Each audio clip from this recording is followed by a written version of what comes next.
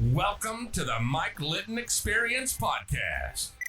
Mike has over 31 years experience in real estate, finance, and investing. He's passionate about being a father, a teacher, a realtor, an investor, and a leader. Everyone has a story, and our passion is to help them tell it. And now, introducing the host of the Mike Litton Experience, Mike Litton. So what can you expect from the Mike Litton Experience? You can expect stories that will inspire, motivate, advice that will sharpen your focus, and expert information on real estate, finance, and market conditions. Brett Bowman, thank you so much for being our guest on the Mike Litton Experience. I'm super excited for our time together, and I'm excited to talk about the great things you're doing with Suncrest Capital. What I want to do first, though, if you're okay with it, like we talked about before we hit record, everybody has a story, and our passion is to help them tell it. So with your permission, we're going to start with where you were born, go all the way up to today, and then we want to talk about the cool things you're doing with Suncrest Capital and how you're financing like long-term RV parks and mobile home parks and that kind of thing. I think that's a really cool niche that you have. Yeah, thanks a lot, Mike. No, that sounds great. I'm looking forward to it. Appreciate having you on, man. So Yeah. tell us where you were born.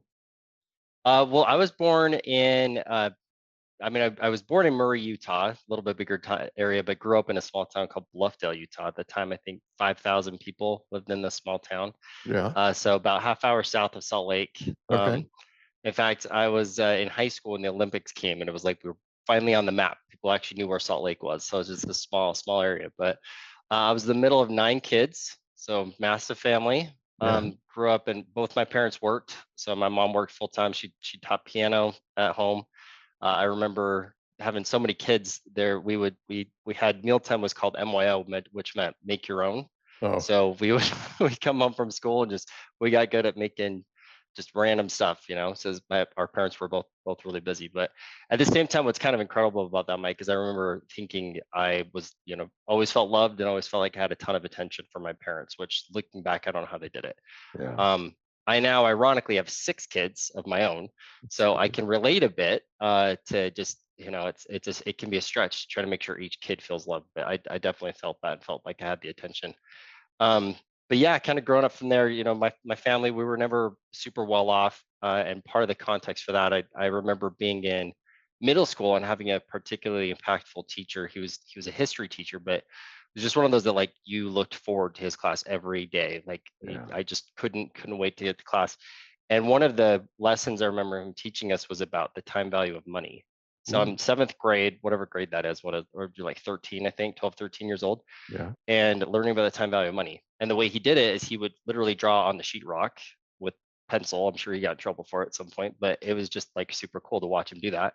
And he would talk about how the stock market worked. And Yeah. we played a game where we each bought stocks and saw how they did. Mine, I lost a lot of money in paper, but it was sweet. And I thought it was so cool. And he was talking about how, you invest $10 a month and this is what it becomes. So I went out, 13-year-old, and called all of these mutual fund companies and tried to figure out how to invest. And all of them wanted 2,500, 5,000. This is back in the 90s, I guess it would have Yeah. been. And so they're not doing anything online back then. So you have to like mail everything. And my parents had no clue, so I couldn't get any help from them. But I was just impacted. And so I guess I'll flash forward into college. I decided to study finance at the University of Utah. And that's when I opened my first Roth IRA. I had a number of college jobs at the time that I just worked my way through college, which was helpful because I had income to invest. It wasn't a lot, but it was, started getting going. And after that, I went to Duke for MBA and studied finance there as well. So I've worked at American Express, small startup company called Lucid Chart. Now I've been at Apple for about a little over 10 years, like we were talking about before the call. Yeah. Primary background's corporate finance. More recently, I've been doing more internal product development with kind of some of the portfolio management, corporate finance niches being helpful. But on the side, all along, of course, I've been investing in real estate and the stock market, all those things that I've been passionate about. yeah, I kind of stumbled. I don't know. Maybe I'll take a pause and see if I've skipped anything you want me to touch on a little bit Oh, more. you're fine. So if it's okay with you, we're going to go back just a bit. So Sure. Yeah. we've fast forwarded a little bit, and there's no problem with that at all. I just want to go back and talk about a couple of things, right? Okay. So Great. where you grew up was a really small town. Yeah. What was your favorite thing about growing up there? I love that everybody knew everybody. And There you in go. fact, what's interesting now is you were talking before we started calling or before we started recording about like sobering, knowing people that passed away. I just remember growing up with these people that at the time I thought were old because I'm a teenager, right? And now, every other week my mom's sending obituaries of some of these people that I looked up as like these heroes that were just kind of helping me. And it just felt like you were being raised by a village, not just your Yeah. your own family, which is kind of a really cool aspect of a small town like that. It's a cool dynamic, right? And Yeah. people that don't necessarily have the time will stop and they'll pull you aside and they'll go, okay, go this way, not that way. You know what I mean? And we Yep. call it paying it forward. And it's a big, big deal. And it's become kind of a running theme with this podcast because as we get people's life stories, we hear about their mentors. We hear about the people that took 10 minutes, right? And just said, look, you're going this way, and that's not the best way. The best way to go is this way. And let me tell you why, right? And it's all it is experience. It's Yep. I've gone ahead of you kind of thing, right?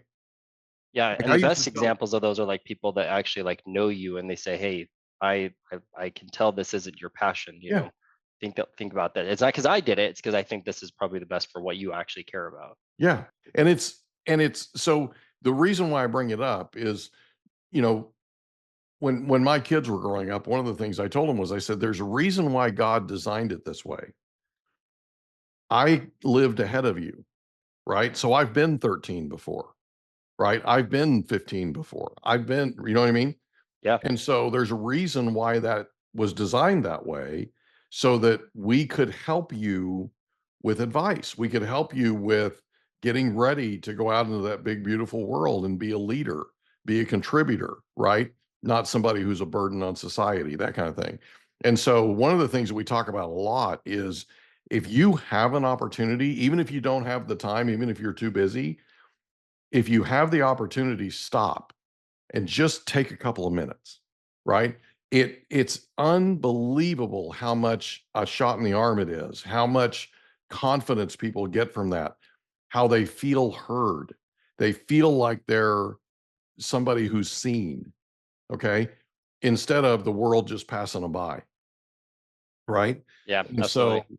that's something that I just want to encourage anybody that's listening to this, take the time. Okay. If you see something going on with somebody, take the time and just a couple of minutes with them, and it can help them springboard their life and it can help them go in the right direction. So anyway, I appreciate the opportunity. Thank you. Of So course, it's a so good reminder. growing It's up, something I need to be doing a lot more too. I'm yeah. sure. So growing up, who was the most influential person to you? I'd probably say my mom. My parents in general, but specifically my mom. It's easy to see where even as I didn't notice until I was probably late high school years, but she sacrificed a lot for us. Yeah. And like I said, I like as busy as she was, she must have worked 50 hours a week just trying to help put food on the table. Yeah. And she still like every day, every one of us felt loved and felt like we had her attention. And I don't truly know how to do it, how she did it, because like I said, I've got 6 kids. 3 of those kids are 5 and under, Yeah. and it can be exhausting. By the end of the Yeah. day, you just want to like lay down and relax, not parent. Yeah. So that was pretty impactful for me. That's awesome, dude. What Example a like that. great example she was. Yeah. So so in growing up, when you were in high school, did you play sports? I didn't play sports. I actually had heart surgery when I was 13. Okay. And so because of that, I had played sports before that and wasn't able to after that. But I got involved in student government and debate. So I was a debate nerd, but loved getting into that. It was a really fun way to get to know. You get into current events and like learn how to do research and how to stand up for beliefs and things like that. It's a really great thing to be doing in high school age. Yeah, so I was in debate all 4 years in Were high you? school. Yeah, Nice. and speech. And when I graduated, I was in the top 0.5% nationwide of competitive public speakers in high Wow, school. So it was really a cool experience. And then I went on to college and I was the captain of the debate team there too, which was, cool. It was a lot of fun. that is really cool. So debate is a real option. I have bad knees, and so I'm a big football guy, and our physician would not clear me to play because of a hereditary Yeah. degenerative disease I have in my knees. And so I had to figure out somewhere to put my passion and my energy. And my mother signed me up for a speech class, and I thought it was a speech class for people to learn how to speak. I'm Oh, like, funny. I don't have a stutter. I don't have a lisp. I don't have, Yeah. why am I right? And she goes, well, it's not that kind of a speech class. Just go try it. Right. Very first day, very first speech, the actual instructor was a nationally ranked debate and speech coach. No idea. I had no clue. Wow. And he asked me to stay after class. I thought I was in trouble. He pulled me out after class and he said, listen, I want to recruit you. Saturday, we're going to a speech tournament at San Diego State. If you can be here at 7 a.m., we want you to come with us on the bus and just check it out. Just go and watch. And I did. And one of the things that I saw was I could do way better than they did. Right. And it got my competitive juices flowing. And that was the Yeah. end of it. I was in for 4 years. Well, So then look at you with your radio and podcast yeah. experience too. I'm sure a lot of that came from that. That's cool. Well, a lot of the confidence did, right? Like the public speaking that I do, the teaching that I do, the coaching I do, the podcast, the radio, the television, everything that I've done really points back to Mr. Roach. Mr. Roach was our instructor and our coach, and he believed in me, in my ability, my speaking ability, when I didn't, and nobody else did. You know what I mean? There wasn't anybody, he was the one that basically said, look, I see talent in you. I know I can develop you. Just give me an opportunity. If you're interested, we can do this. And we did. And it was That's awesome. cool. So it was incredible. That's awesome, bud. Yeah. So after high school, you decide to go to University of Utah. What is it about University of Utah that made you decide to go there? You know, I grew up as a Ute fan. My dad went to There the you go. University of Utah. My grandpa went. My grandpa actually played football at the University of Utah. So it's just There kind you of go. foregone conclusion. I knew that that's not where I wanted to go for grad school. I wanted to Yeah. go out of state to a little nicer school, but I thought that was a good launching platform to go from the University of Utah. As Yeah. I mentioned before, too, I worked through college, so that was convenient to be able to have a job and just commute up there. So Yeah. worked out pretty well. Awesome. So you decide after college to go to Duke to get your MBA. Talk about that for a second, because not everybody makes that decision. You know what I'm saying? And not Yep. everybody takes that risk. So take us through the thought process in terms of, number one, picking Duke, right? Which they say is the Harvard of the South. Yeah, I hadn't heard that, but probably, probably something Well, like they that. call That sounds about themselves right. that, and Yeah. I'll tell you how I know that. My son took a serious look at going to school at Duke for undergrad. Okay. Do you know that it costs more to go to school undergrad per year at Duke than it does at Harvard? It's That two doesn't thousand surprise dollars. me. It's That's two nuts, though. thousand dollars more a year. I mean, it's a very small school, so I guess I could see it being that way, Yeah. but that is a bit crazy. So honestly, for me, it was a little easier maybe than for some. So for me, it was I had just like really enjoyed working full time while I was at college. Maybe enjoyed isn't the best term because I also felt like I missed out on the college experience. Okay. But I liked that I was able to advance my career and that I was able to pay for college without going into debt. And by the end of being in, when I graduated, I got a nice promotion at American Express, is where I was at the time. So it was just like I felt like I wasn't losing time to be in Yeah. school. So I was looking through the filter of I needed a program where I could continue working. Right. So you're probably familiar with MBAs. There's a term executive MBA, which just Yep. means you work and go to school. And you But go in again, I the wanted weekends, right? that's the traditional executive MBA program. Is it? But so most schools offered that, where it's like an executive or a nighttime MBA program. I wanted the criteria I was looking for is I wanted an executive program. I wanted a top 10 program. Yeah. And I was ideally looking for someone to get international experience. Yeah. And there are a handful of those schools that do that. So at least at the time, again, this were, I graduated in 13. So this is Yeah. 12 years ago that I was looking at this. But at the time, Wharton, Berkeley, Duke, maybe a couple more had programs like that. Right. And you could actually live anywhere and just fly for the term. So the way Duke did theirs, which is what I thought was cool, was we'd take 2 weeks off from school and we'd either go to Duke or we'd go for an international trip. So we did like Dubai, China, Russia, India. And before that, I didn't really have any international experience. So it was just sweet, like being able to go to these countries. And we had this macroeconomics class that every term was focused on that region. So we're in Russia learning about European macroeconomics. We're in China learning about Asian macroeconomics, which is really cool. And then the rest of the term it'd be remote learning. So that worked really well. So that was for me a little bit easier of a decision to kind of like filter it from the thousands of options. Was that the Fuqua school? Yeah, Fuqua is how you pronounce Fuqua, it. yeah. They tell you the first day, this is a little bit pretentious. So they tell you the first day, the way you learn to pronounce it is few qualify. Okay. So, Okay. Fuqua. Okay. Sorry. No, I'm impressed you knew it even. So that's good. Well, I've heard of it, and it's something that I looked into. I didn't end up pulling the trigger, but it's something I looked into. And the reason I'm recognizing it obviously is the way that you go about doing it, and the different, the take 2 weeks off and that kind of thing. I just thought that was fascinating, and being able to do the rest of it online, I thought was really cool. And when they first rolled it out, they sent me an invitation. I think because I owned my own company at the time, and it was one of the largest it was one of the largest of its kind in North America, and so it was cool. Business owners, so that makes sense. They would wanted you. Yeah, it was neat. I mean, I was honored, obviously. I didn't have the time. So you made the time, which thoroughly impresses me, and I respect you for it. And I want to make sure that I acknowledge that, because that's a big deal. Thanks. No, it's a big deal, dude. It really is. So one thing that was cool about the program, though, and I do think a lot of MBA programs are like this, but it was more than half of your curriculum was team-based. Yeah. Which I remember hating in undergrad, because you'd be the one guy leading the whole team and everybody's kind of freeloading kind of thing. But in this program, it really made it, everybody was incentivized to work. And then transitioning to the workforce, I mean, most everything I do is team-based.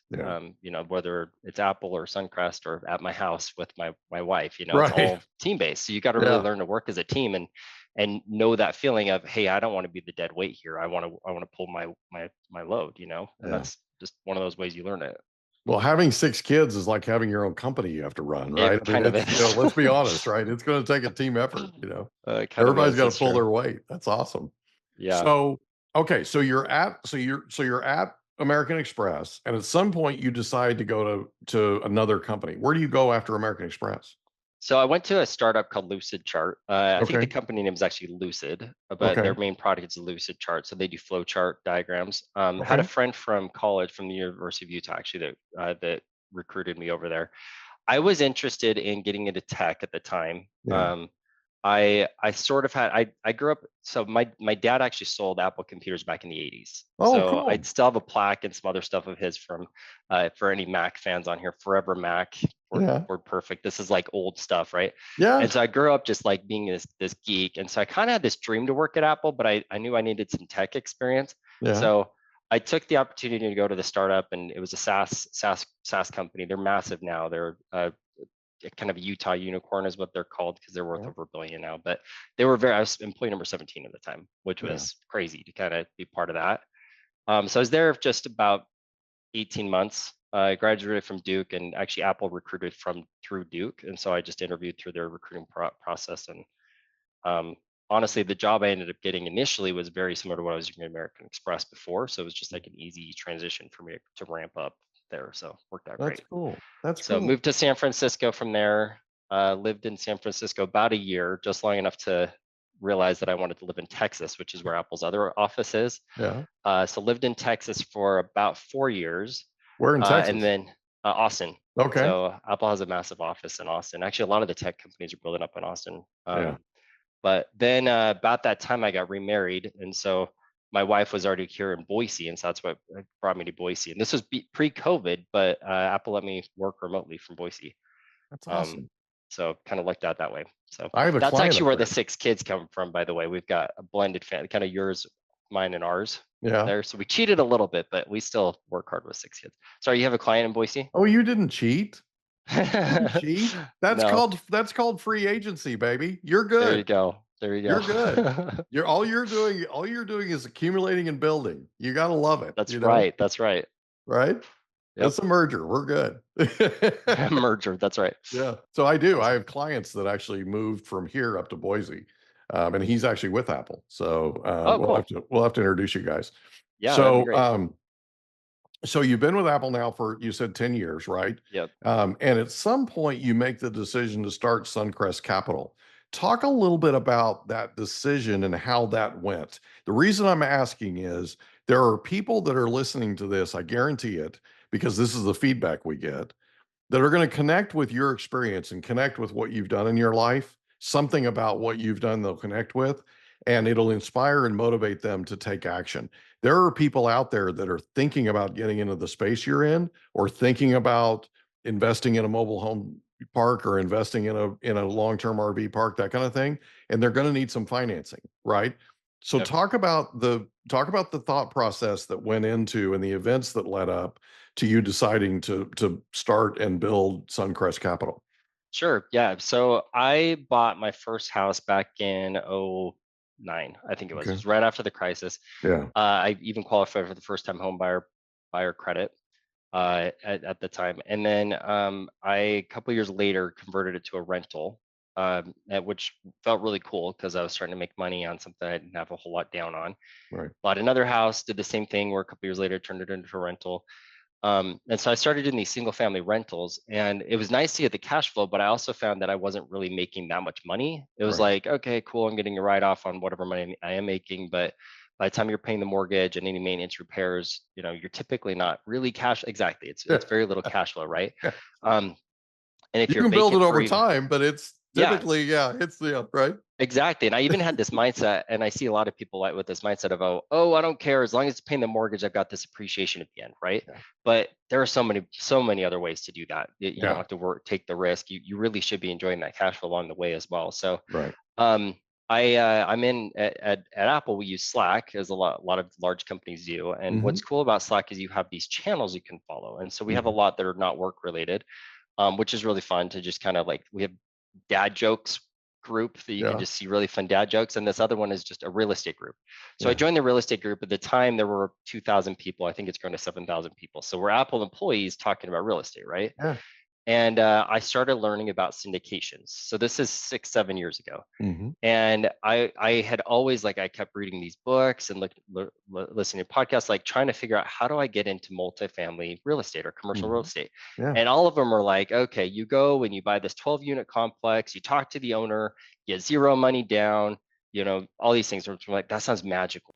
We hope you enjoyed another episode of the Mike Litton Experience. If you did, do us a favor, smash that subscribe button, tell your friends, family, and coworkers about our program, and wherever you get your podcasts, please leave us a rating. It helps us to connect with quality people just like you. And that's a wrap. Another episode of the Mike Litton Experience in the books. Reach out to Mike on Instagram at Litton Realty. Want to meet with Mike? Check out calendly.com/Rio760.